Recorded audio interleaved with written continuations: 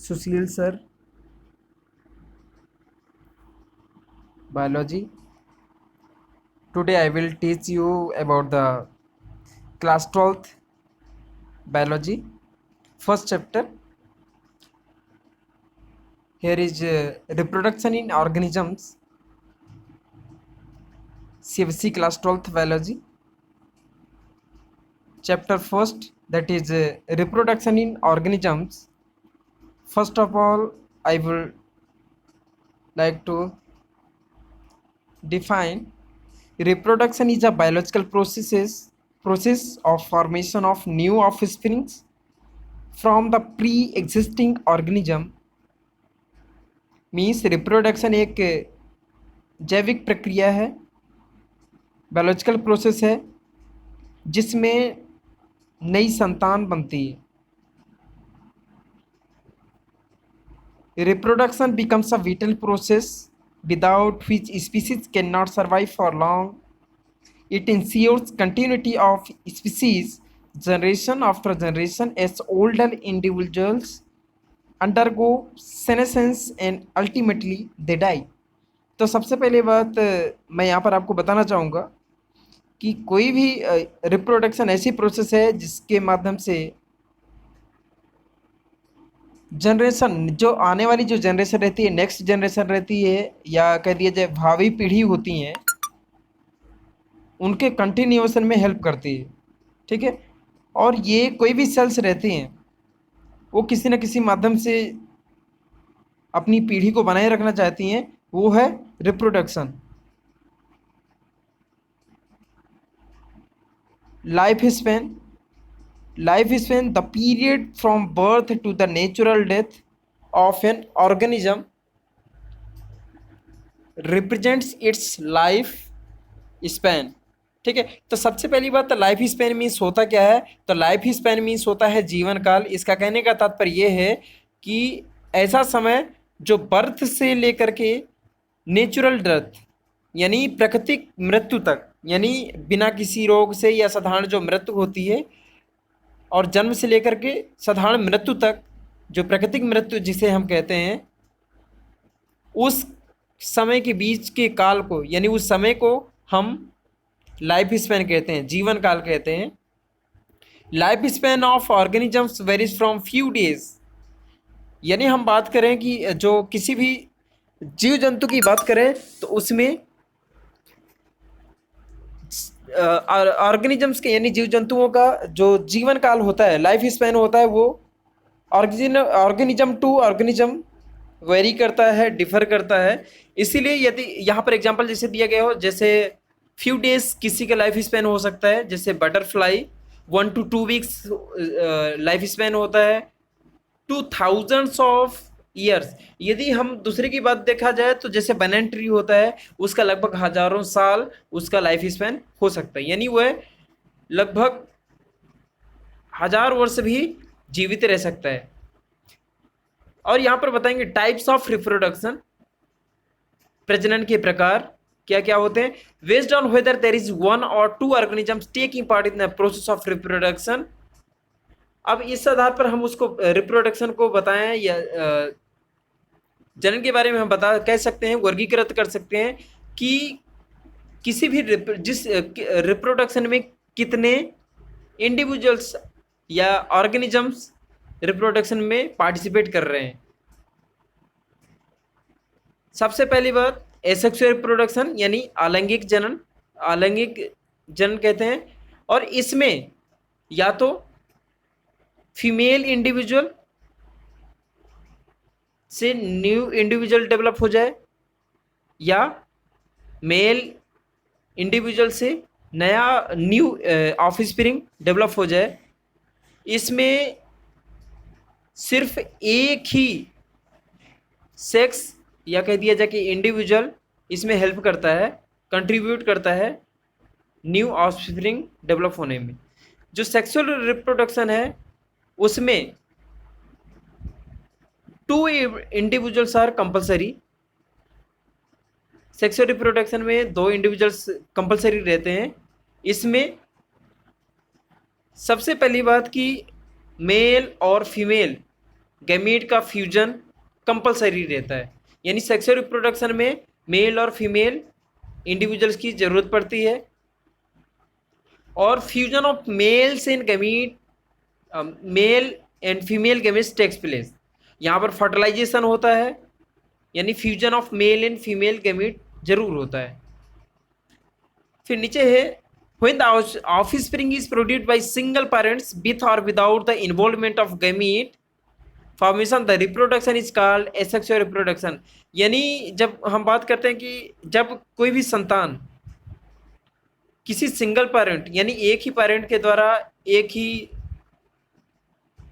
Parent द्वारा, यानी या मेल हो या तो फीमेल हो, सिर्फ एक से ही प्रोड्यूस किया जाता है, एक ही गैमीट से ही एक न्यू इंडिविजुअल तैयार किया जाता है, तैयार होता है या बनता है, उस प्रकार ये रिप्रोडक्शन एसेक्सुअल रिप्रोडक्शन कहलाता है, जिसे हम हिंदी में अलैंगिक जनन कहते हैं।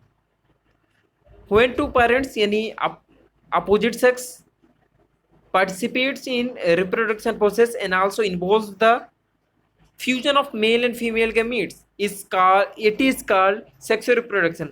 अर्थात ऐसा रिप्रोडक्शन जिसमें मेल और फीमेल गैमीट्स का फ्यूजन होता है, अर्थात मेल और फीमेल गैमीट्स के फ्यूजन को हम फर्टिलाइजेशन कहते हैं। अर्थात जहाँ फर्टिलाइजेशन होता है वहाँ पर उसे हम सेक्सुअल रिप्रोडक्शन कहते हैं, और सेक्सुअल रिप्रोडक्शन में मेल और फीमेल गैमीट्स का फ्यूजन कंपलसरी होता है, अनिवार्य होता है, जिसे हम हिंदी में लैंगिक जनन कहते हैं। और इसमें नर और मादा जनन कोशिकाओं का संलयन होता है।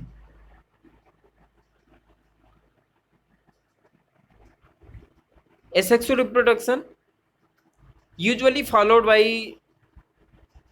organisms with relatively simpler organizations। तो कहने का मतलब क्या है कि जो कई प्रकार का सेल ऑर्गेनाइजेशन होता है ऑर्गेनिजम्स में, कुछ में होता है सेलुलर लेवल, कुछ में टिश्यू लेवल, कुछ में ऑर्गन सिस्टम लेवल, और विभिन्न प्रकार से ऑर्गेनाइजेशनल लेवल होता है।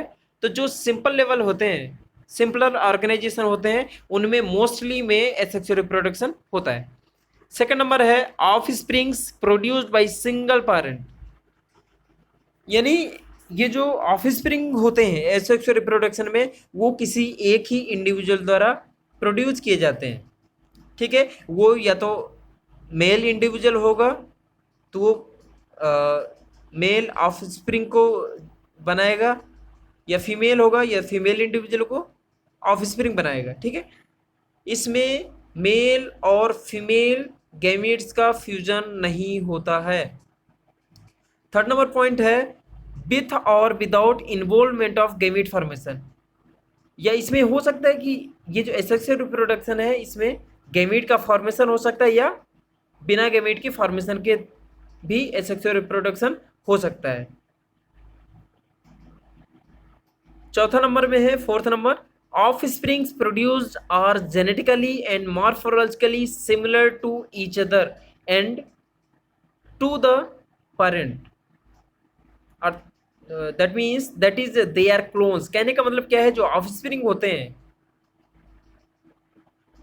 एसेक्सुअल रिप्रोडक्शन में वो जेनेटिकली और मॉर्फोलॉजिकली, जेनेटिकली मीन्स जो उनका जेनेटिक मटेरियल है उसका जेनेटिक कंपोजिशन, और साथ में morphologically similar, morphologically means external features वो सेम होते हैं। जिन ऐसे इंडिविजुअल्स या ऑफस्प्रिंग्स जिनके जेनेटिकली और मॉर्फोलॉजिकली कैरेक्टर्स सेम होते हैं, अपने पेरेंट्स से मिलते होते हैं, ऐसे ऑफस्प्रिंग्स क्लोन्स कहलाते हैं, यानी exact copies of their parents. फिर है इसमें नीचे लिखा हुआ in Protista and Monera the parent cells divide into two to give rise to new individuals, thus in these organisms cell division is the mode of reproduction itself। तो कहने का मतलब क्या है कि जैसे प्रोटिस्टा की बात की जाए, मोनेरा की बात की जाए, तो ये प्रोकैरियोटिक और यूकैरियोटिक यूनिसेलुलर ऑर्गेनिजम्स हैं, ये लोअर ऑर्गेनिजम्स हैं, और इनमें सेल डिवीजन भी एक प्रकार से मोड ऑफ रिप्रोडक्शन के रूप में होता है। नेक्स्ट है बाइनरी फिजन। सबसे पहली बात तो बात करें, in this method of asexual reproduction a cell divides into two halves and rapidly grows into an adult. जैसे example is amoeba and paramecium. तो सबसे पहली बात हम बात करें कि फिजन क्या होता है। फिजन कहने का मतलब है कि जिसमें break down of parent cell takes place and the offsprings are formed. तो इस प्रकार के रिप्रोडक्शन को हम, ये एसेक्सुअल रिप्रोडक्शन का टाइप है। ठीक है, यदि ये एक पेरेंट इंडिविजुअल यदि एक से दो इंडिविजुअल्स में टूटता है, दो ऑफस्प्रिंग बनाता है, उसे हम बाइनरी फिजन कहते हैं। और यदि एक पेरेंट इंडिविजुअल से यदि वो ब्रेक डाउन करके मोर देन टू ऑफस्प्रिंग्स बनाता है, तो उसे हम मल्टीपल फिजन कहते हैं। और मल्टीपल फिजन में एग्जांपल आता है आपका, जैसे पैरासाइट है प्लाज्मोडियम, मलेरियल पैरासाइट प्लाज्मोडियम है, उसमें मल्टीपल फिजन होता है। फिर नेक्स्ट है budding.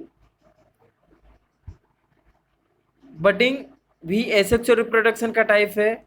Small buds are produce that remain attached initially with parents and get separated on maturation. Example is east.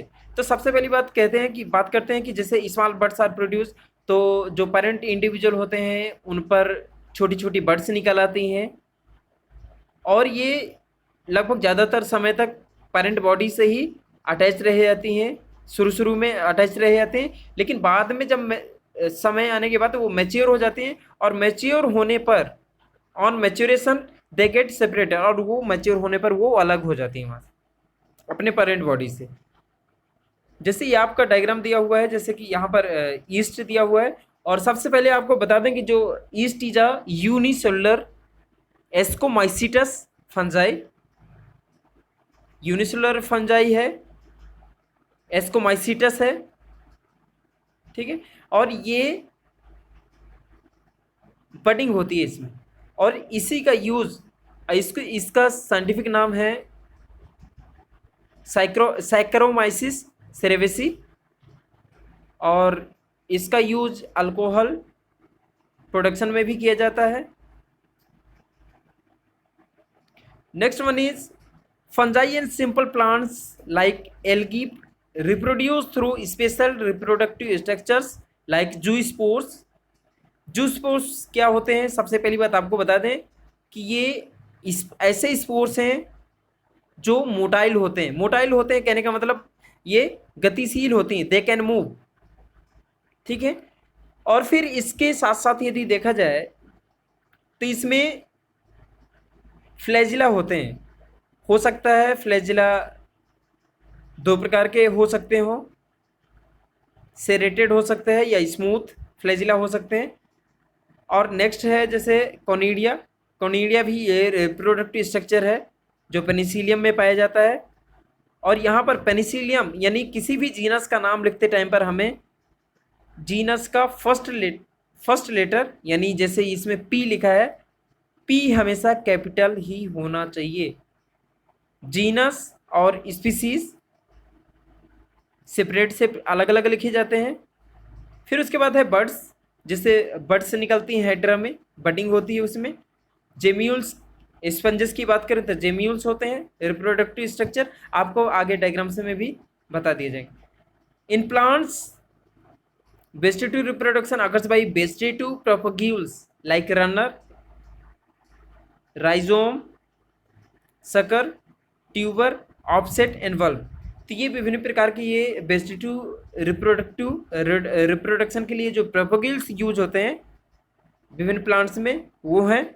और जैसे इसमें वेजिटेटिव पार्ट की बात करेंगे तो वेजिटेटिव पार्ट्स है जैसे रूट्स हो सकते हैं, स्टेम्स हो सकते हैं, और स्टेम्स के साथ में जैसे विभिन्न प्रकार के उनके मॉडिफिकेशंस हैं, जैसे ट्यूबर्स के फॉर्म में हो सकते हैं स्टेम्स, बल्ब्स के फॉर्म में हो सकते हैं, राइजोम के फॉर्म में हो सकते हैं, कॉम्स के फॉर्म में हो सकते हैं, सकर्स के रूप में हो सकते हैं, रनर्स के फॉर्म में, स्टॉलेंस, ऑफसेट्स इनके रूप में हो सकते हैं। और साथ में फिर है लीव्स के फॉर्म में हो सकते हैं, बल्बिल्स के फॉर्म में हो सकते हैं, और ट्यूरियंस यानी fleshy buds in aquatic plants होते हैं, यानी जो फ्लैशी बर्ड्स होते हैं एक्वेटिक प्लांट्स हैं, ये जलीय पौधे होते हैं, उनमें पाए जाते हैं।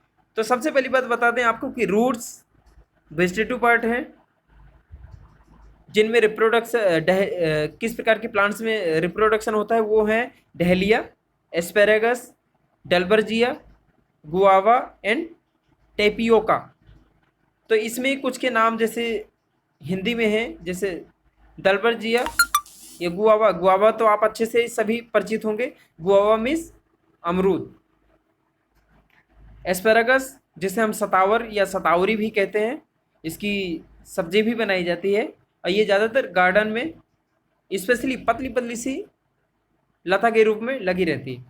फिर स्टेम्स के बारे में आते हैं, जैसे ट्यूबर्स की बात करें, हम डेली यूज में देखते हैं कि पोटैटो, आलू जिसे हम कहते हैं, तो पोटैटो एक ट्यूबर है।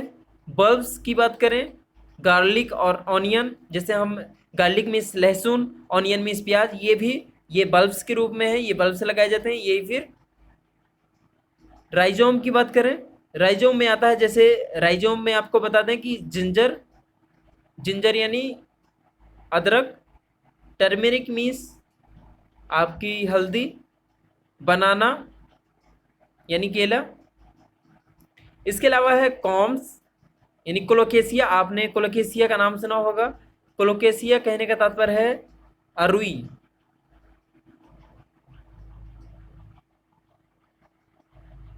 क्रोकस एमॉर्फेलस हो गया। यहाँ सकर्स है, जैसे मिंट यानी पुदीना। रनर्स में हो गया, एग्जांपल हो गया ऑक्जेलिस सेंटेला। स्टॉलेंस में आपका हो गया जास्मीन, जैसे आप चंपा जिसे बोलते हैं, चमेली वगैरह, ठीक है। ऑफसेट है पिस्टिया इकॉर्निया। तो इकॉर्निया के बारे में भी आप शायद फिर ज़्यादा परिचित होंगे, और ये बंगाल का टेरर भी कहा जाता है, ठीक है। फिर उसके बाद है लीव्स यानी ब्रायोफिल्म की लीव्स में जो होती हैं, आपने देखा होगा कि जो ब्रायोफिल्म की लीफ होती है उसकी साइड्स में जो लेमिना होता है, लेमिना की साइड में यदि देखा जाए तो जो मार्जिन्स होती हैं, मार्जिन्स पर सबसे किनारे के भाग मार्जिन्स कहलाते हैं, और मार्जिन में छोटे छोटे नॉचेस होते हैं। नॉच मीन्स गड्ढे संरचनाएं होती हैं, वहीं पर छोटी छोटी बर्ड्स उसमें निकलती रहती हैं, जिसे हम लीव्स कह देते हैं, ठीक है। फिर है बल्बिल्स यानी आगेव, आपने लिली का नाम सुना ही होगा, उससे बल्बिल्स के फॉर्म में वो रिप्रोड्यूस करते हैं, न्यू इंडिविजुअल तैयार करते हैं। Turions fleshy buds in aquatic plant, जैसे पोटेमोगिटॉन, यूट्रिकुलेरिया एक प्रकार का ये इंसेक्टिवोरस प्लांट है।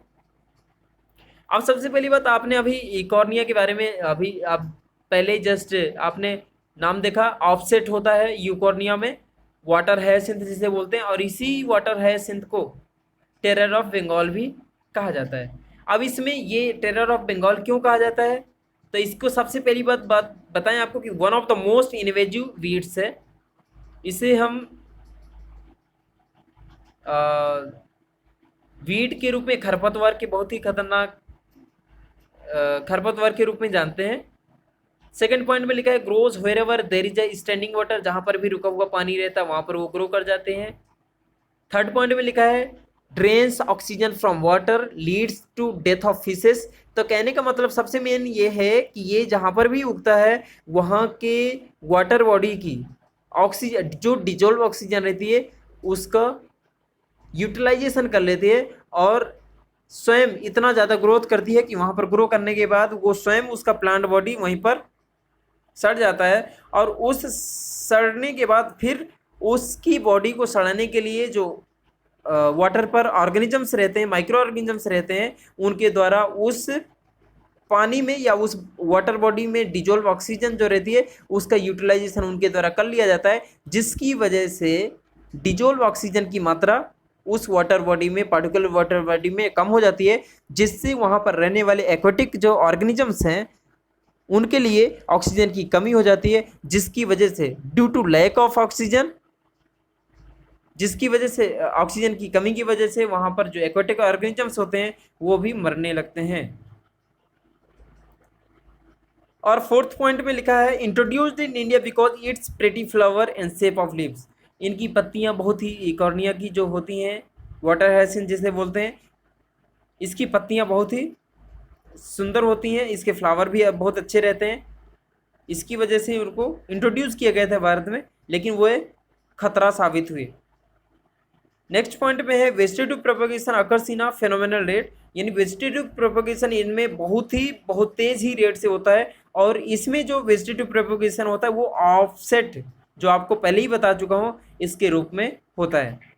फिर है asexual reproduction is the most common method of reproduction in organisms having simpler body like in algae and fungi, but during unfavorable condition they shift to reproduction sexual reproduction. ठीक है, तो सबसे पहली बात है कि ये सिंपल है, यदि फेवरेबल कंडीशंस रहती है तो ये सेक्सुअल रिप्रोडक्शन के थ्रू अपने इंडिविजुअल्स ऑफस्प्रिंग्स प्रोड्यूस करते हैं। लेकिन यदि अनफेवरेबल कंडीशंस हो जाएं तब ये यदि इनमें सेक्सुअल रिप्रोडक्शन होता है तो ये सेक्सुअल रिप्रोडक्शन की ओर बढ़ जाते हैं। ठीक है, फिर उसके बाद है sexual reproduction involves formation of male and female gamete by two individuals of the opposite sex. यानी कहने का मतलब क्या है, सेक्सुअल रिप्रोडक्शन वही कहलाएगा उसके में मेल और फीमेल इंडिविजुअल्स कंपलसरी है, अर्थात मेल गैमीट और फीमेल गैमीट्स प्रोड्यूस होंगे और उनका फर्टिलाइजेशन भी जरूर होगा, अर्थात जाइगोट जरूर बनेगा। ठीक है, जाइगोट इज अ यूनिसेलुलर। ठीक है ना, तो इसीलिए हम कह सकते हैं कि कोई भी इंडिविजुअल भले ही वो मल्टी सेलुलर क्यों ना हो, लेकिन वह है यूनिसेलुलर, यानी यूनिसेलुलर सेल से ही बनता है, जो कि जाइगोट है, और जाइगोट से ही पूरा इंडिविजुअल डेवलप होता है। सेकेंड पॉइंट है offsprings produced by fusion of male and female gametes not identical to each other और टू द पेरेंट्स। तो कहने का मतलब कि जो भी संतानें होती हैं वो मेल और फीमेल गैमेट के फ्यूजन से बनती हैं, इसीलिए उनके जो ऑफस्प्रिंग जो होते हैं वो एक दूसरे के आइडेंटिकल नहीं होते हैं, सेम नहीं होते हैं, वो अपने पेरेंट्स से बिल्कुल रूबरू एग्जैक्ट कॉपी नहीं होते हैं, बिल्कुल पूर्ण रूप से नहीं मिलते हैं। थर्ड पॉइंट है all sexually reproducing organisms share similar pattern of reproduction. तो सभी जितने होते हैं तो पैटर्न सभी में सेम होता है, लेकिन कुछ समय के बाद भले ही उनमें डिफरेंसेस हो सकते हैं, लेकिन इनिशियल स्टेजेस यानी डेवलपमेंटल स्टेजेस जो होती हैं वो सभी में सेम रहते हैं। In sexual reproduction fusion of male and female gametes results in offspring that are not identical to parents. तो आइडेंटिकल ऑफस्प्रिंग्स इस पर नहीं बनते हैं। फिर है different phases in sexual reproduction. तो सेक्सुअल रिप्रोडक्शन जो होती है, रिप्रोडक्शन होता है तो उसमें डिफरेंट स्टेजेस होती हैं, वेरियस स्टेजेस होते हैं, जैसे हम जुवेनाइल फेज कह देते हैं और दूसरी होती है रिप्रोडक्टिव फेज। तो सबसे पहली बात हम जुवेनाइल फेज की बात करेंगे। तो जुवेनाइल फेज क्या होती है वो उसको बताते हैं, the period between birth and sexual maturity is called juvenile phase. तो यदि हम बात करें कि जो बर्थ है और बर्थ से up to the sexual maturity, sexual maturity कहने का मतलब क्या है कि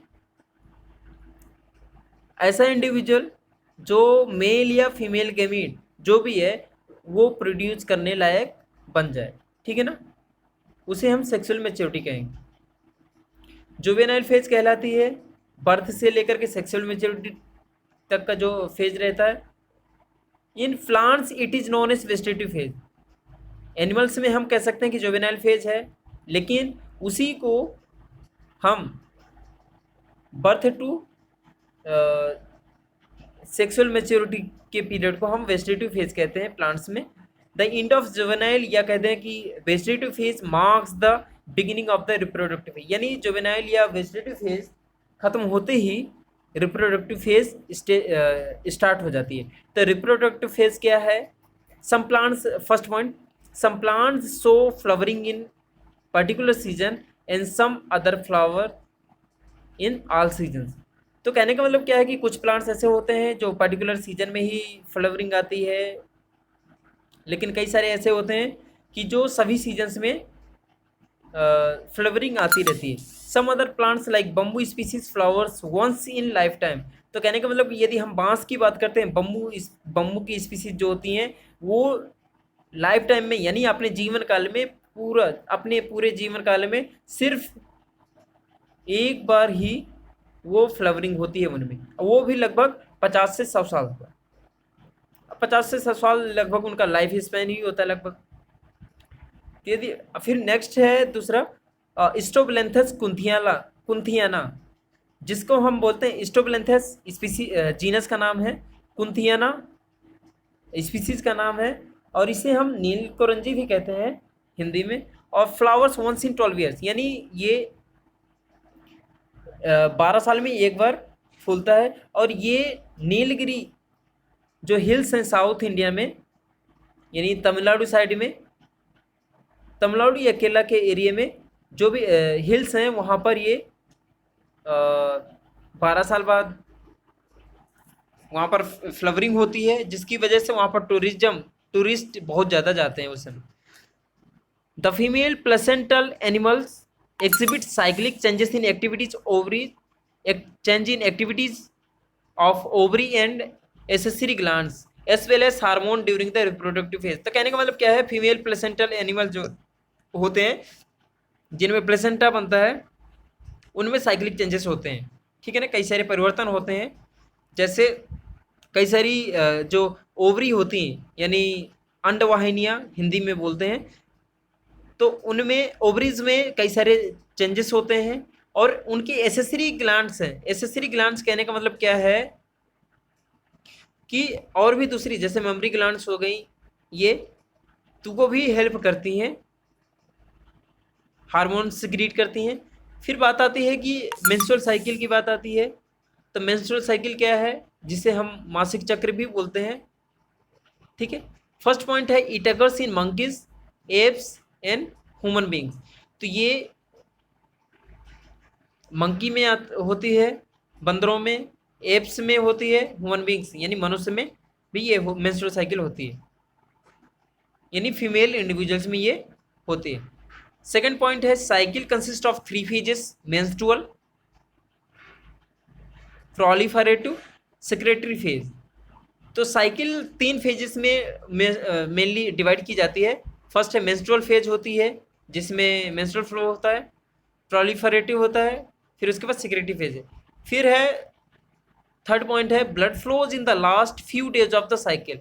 तो जो ब्लड होता है वो इस साइकिल में लास्ट फ्यू डेज जो बचे रहते हैं, यदि फर्टिलाइजेशन नहीं होता है तो इंडोमेट्रियम ब्लड लाइनिंग या ब्लड जो थिकनिंग होती है वो पास आउट हो जाती है ब्लीडिंग के फॉर्म में, ठीक है। The broken endometrium is passed out during menstruation, ठीक है। मेंस्ट्रुएशन के दौरान जो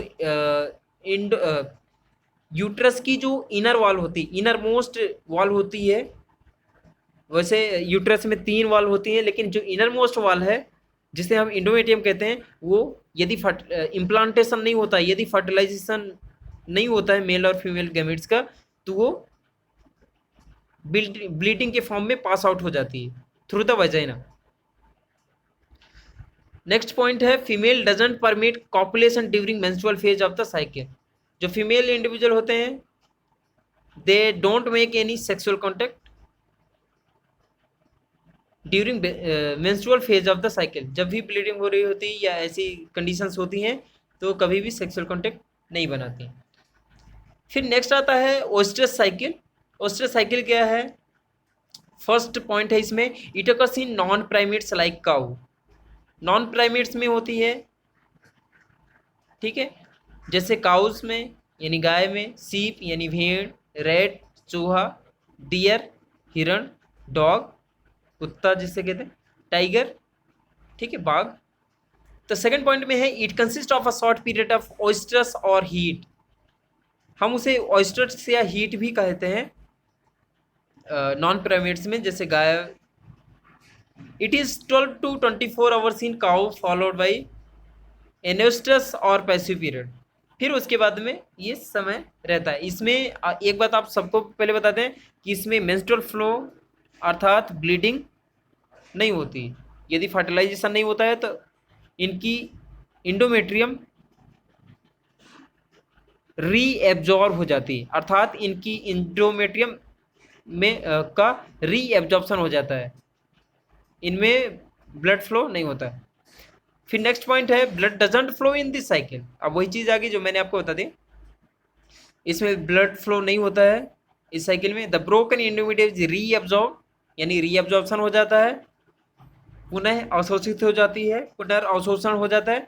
नेक्स्ट पॉइंट है female permits copulation only during oestrus period. तो इसमें कहने का मतलब क्या है कि ओस्ट्रस पीरियड यानी हीट पीरियड जो होता है ये थोड़े ही समय के लिए रहता है, इसीलिए उसी टाइम पर ये कॉपुलेशन यानी सेक्सुअल कॉन्टेक्ट बनाने के लिए परमिट करती हैं मेल इंडिविजुअल्स को।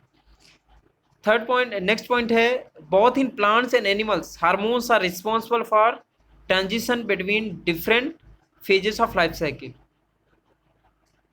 तो प्लांट्स हो या एनिमल्स हो, हार्मोन्स आर रिस्पॉन्सिबल, तो कहने का मतलब हार्मोनल चेंजेस की वजह से ही ये सब चीज़ें होती हैं, जो चाहे मेंस्ट्रुअल की बात हो या ओस्ट्रस साइकिल की बात हो, ये हार्मोन ही रिस्पॉन्सिबल है उसके लिए, और हार्मोनल चेंजेस ही उसको रेगुलेट करते हैं। Interaction between hormones and environmental factors regulate the reproductive processes. जितनी भी रिप्रोडक्टिव प्रोसेसेस होती हैं, हार्मोन्स और इन्वायरमेंटल फैक्टर्स, जो इन्वायरमेंटल फैक्टर्स होते हैं वही इसको रेगुलेट करते हैं, रिप्रोडक्टिव प्रोसेसेस को। ठीक है। थर्ड फेज लिखा हुआ है सेनेसेंस फेज, ठीक है ना। सेनेसेंट फेज कहने का मतलब क्या है, इसी को डॉर्मेंट फेज भी कहा जाता है। इसमें क्या होता है, जैसे कि हम बात करते हैं कि जैसे एक प्रकार से कह देना चाहिए बुढ़ापा वाला फेज, ठीक है, वृद्धावस्था भी कह सकते हैं हम इसको। फर्स्ट पॉइंट में लिखा है it is the end of reproductive phase, यानी ऐसी फेज होती है जिसमें रिप्रोडक्टिव फेज एंड हो जाती है, खत्म हो जाती है, यानी लैंगिक जो स्थिति रहती है उसका खत्म होना होता है इससे। सेकंड पॉइंट में लिखा है old age ultimately leads to death, और जब ओल्ड एज हो जाती है उसके बाद स्वयं ही वह इंडिविजुअल डेड हो जाता है, यानी खत्म हो जाता है, यानी उसकी लाइफ स्पैन खत्म ही होने वाली होती है। फिर है इवेंट्स इन सेक्सुअल रिप्रोडक्शन, तीन इवेंट्स होते हैं, pre fertilization, fertilization, post fertilization. कहने का मतलब क्या है, प्री फर्टिलाइजेशन में जितने भी इवेंट्स फर्टिलाइजेशन के पहले होते हैं, अर्थात गैमीट का बनना, गैमीट का ट्रांसफर, ठीक है। फिर उसके बाद फर्टिलाइजेशन में मेल और फीमेल गैमीट्स फ्यूज करते हैं, और मेल और फीमेल गैमीट के फ्यूजन को ही फर्टिलाइजेशन कहते हैं। पोस्ट फर्टिलाइजेशन, पोस्ट फर्टिलाइजेशन कहने का मतलब क्या है, फर्टिलाइजेशन के बाद क्या बन जाता है, जाइगोट बन जाता है। तो जाइगोट का डिवीजन यानी cleavage of zygote and formation of embryo and then foetus and formation of individual, ठीक है। फिर फर्स्ट में जैसे लिखा हुआ pre fertilization, all the events prior to the fusion of gametes are included in it. It includes gametogenesis and gamete transfer. तो सबसे पहली बात बताते हैं all the events prior to the, यानी फ्यूजन ऑफ गैमीट्स के पहले जो भी इवेंट्स होते हैं, जो भी घटनाएं घटित होती हैं, उन्हें हम प्री फर्टिलाइजेशन में कहे अंतर्गत आती हैं। It includes gametogenesis. Gametogenesis means the process of formation of gametes. Males में spermatogenesis कहेंगे. In females, this is known as oogenesis. Means the process of formation of ovum or ova in female. तो oogenesis कहलाता है। और release of male gametes from testis is known as spermiation, ठीक है। तो sperm का release होने की प्रोसेस को स्पर्मिएशन बोलते हैं। और फीमेल में, फीमेल की ओवरी से ओवम की रिलीज होने की प्रोसेस को, the process of release of ovum from ovary is known as ovulation, ठीक है। तो फर्स्ट में दिया हुआ जैसे गैमेटोजेनेसिस दिया हुआ है gametogenesis the process of formation of male and female gametes, male या फीमेल गैमीट्स के बनने के प्रोसेस को हम गेमेटोजेनेसिस कहते हैं, क्योंकि ये मेल और फीमेल गैमीट्स। तो gametes are haploid cells which may be similar और डिसिमिलर इन स्ट्रक्चर। तो अब सबसे पहली बात बता दें कि जितने भी गैमीट्स होते हैं ये एक सेल डिवीजन के थ्रू बनते हैं, और वो सेल डिवीजन कौन सा है? मियोटिक सेल डिवीजन, या कहते हैं मियोसिस के थ्रू। जहाँ पर भी गैमीट्स का फॉर्मेशन होता है वहाँ पर हमेशा मियोसिस होता है, अन्यथा अन्य जगह पर मियोसिस की कोई ज़रूरत नहीं होती। और मियोसिस के जो भी प्रोडक्ट बनते हैं अर्थात गैमीट्स बनते हैं ये हैप्लॉइड होते हैं। हैप्लॉइड होने के कहने का मतलब क्या है? सिंगल सेट ऑफ क्रोमोसोम्स, ठीक है, व्हिच में भी सिमिलर और डिसिमिलर इन स्ट्रक्चर। हम स्ट्रक्चर की बात करें तो हो सकते हैं कि सेम स्ट्रक्चर के हो तो सिमिलर कहलाएंगे, यदि सेम स्ट्रक्चर नहीं है यानी morphologically if they are not same they will be called as dissimilar in structure, ठीक है, वो भिन्न कहे जाएंगे, अलग कहे जाएंगे उनसे। फिर उसके बाद है in algae both gametes are similar in structure called homogametes. तो यदि एल्गी की बात करते हैं तो एल्गी हो या अन्य में भी है, यदि उनके जो गैमीट्स होते हैं सिमिलर होते हैं, सेम होते हैं, तब हम उसे होमोगैमीट्स कहते हैं। और होमो मीन्स होता है सेम, आइसो मीन्स भी सेम होता है, इसलिए हम उसे होमोगैमीट्स या आइसोगैमीट्स के नाम से भी जानते हैं। In higher organisms that reproduces sexually, higher organism की बात करेंगे तो उसमें जो सेक्सुअल रिप्रोडक्शन उनमें जिनमें होता है, तो two morphologically distinct gametes are formed called heterogametes. तो दो प्रकार के यानी मॉर्फोलॉजिकली दे आर डिफरेंट ऐसे गैमीट्स, और हम उनकी आसानी से पहचान कर सकते हैं कि कौन मेल गैमीट है कौन फीमेल गैमीट है, ठीक है ना, उनकी पहचान की जा सकती है। तो ऐसे को हम हेटेरोगैमीट्स कहते हैं, ठीक है। Male gametes are called antherozoid और स्पर्म। तो मेल गैमीट को एंथ्रोजॉइड भी कहते हैं, स्पर्म भी कहते हैं, जिसे शुक्राणु कहा जाता है हिंदी में। And female gametes are called ovum और एग। और जो फीमेल गैमीट होते हैं उसे ओवम कहते हैं या एग कहते हैं। ओवम सिंगुलर शब्द है और इसी का प्लूरल शब्द ओवा कहा जाता है। जैसे कि ह्यूमन बीइंग में यदि कहा जाए कि मेल और फीमेल गैमीट्स डिफर होते हैं, डिसिमिलर होते हैं, इसीलिए हम ह्यूमन बीइंग में जो गैमेटोजेनेसिस होता है हम उसको कह सकते हैं कि ये हेटेरोगैमीट्स होते हैं, ठीक है। इन fungi and plants homothallic and monoecious. तो फंजाई की बात करें या प्लांट्स की बात करें तो इसमें होमोथैलिक मीन्स एक ऐसा इंडिविजुअल जिसमें दोनों प्रकार के गैमीट्स प्रेजेंट हो, जिसे हम होमोथैलिक कहेंगे, या उसी को मोनोसियस भी हम टर्म्स यूज करते हैं, ठीक है। Are use to denote the bisexual condition. Bisexual condition कहने का मतलब क्या? मेल और फीमेल इंडिविजुअल्स या कह दीजिए रिप्रोडक्टिव पार्ट्स या मेल या गैमीट से दोनों एक ही इंडिविजुअल पर प्रेजेंट हो। And heterothallic and dioecious are used for unisexual condition. Heterothallic कहने का मतलब क्या है? अलग अलग थैलस में प्रेजेंट हो। तो हेटेरोथैलिक कहने का तात्पर्य क्या है? सीधे सीधे जो लोअर ऑर्गेनिजम्स होते हैं उनकी जो प्लांट बॉडी होती है वो वेल डिफाइंड नहीं होती है, वेल डिफरेंशिएटेड नहीं होती है, इसीलिए हम उनको थैलस कहते हैं, ठीक है। And dioecious are use for unisexual condition. तो यानी कहने के मतलब एक लिंगी जो स्थिति होती हैं उनको प्रदर्शित करने के लिए हेटेरोथैलिक और डायोसिस शब्द प्रयोग में लाए जाते हैं। In flowering plants the unisexual male flower is staminate. तो सबसे पहली बात करें कि हम फ्लावरिंग प्लांट्स की बात करें, यानी जो ऐसे पौधे जो जिसमें फ्लावर्स होते हैं उन्हें हम एंजियोस्पर्म भी कहते हैं, ठीक है। The unisexual male flower is staminate, क्योंकि इस फ्लावर में स्टेमन्स होते हैं इसलिए इसे स्टेमिनेट कहा जाता है। While the female is pistillate और बियरिंग पिस्टिल। इस जो फीमेल फ्लावर होता है उसमें female reproductive part that is pistil, वो बियर करता है यानी उसमें रहता है, इसीलिए उसको पिस्टिलेट कहा जाता है। फिर उसके बाद है in animals species which possess both male and female reproductive organs in same individuals are called bisexual और hermaphrodite। तो सबसे पहली बात करें कि जो एनिमल्स की बात करते हैं तो बाइसेक्सुअल जो इंडिविजुअल्स होते हैं जिनमें मेल और फीमेल गैमेट्स दोनों होते हैं उन्हें हम बाइसेक्सुअल एनिमल्स कहते हैं या हर्माफ्रोडाइट्स भी कहते हैं। और इसमें इसके एग्जांपल है अर्थवर्म, स्पंजेस, अर्थवर्म यानी केचुए, स्पंजेस, टेपवर्म, ठीक है, ये पैरासाइट होते हैं प्लेटीहेलमिंथेस।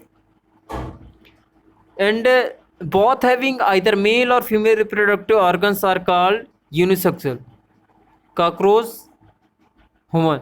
तो हम यदि बात करते हैं कि जो यदि मेल गैमीट या मेल रिप्रोडक्टिव ऑर्गन यदि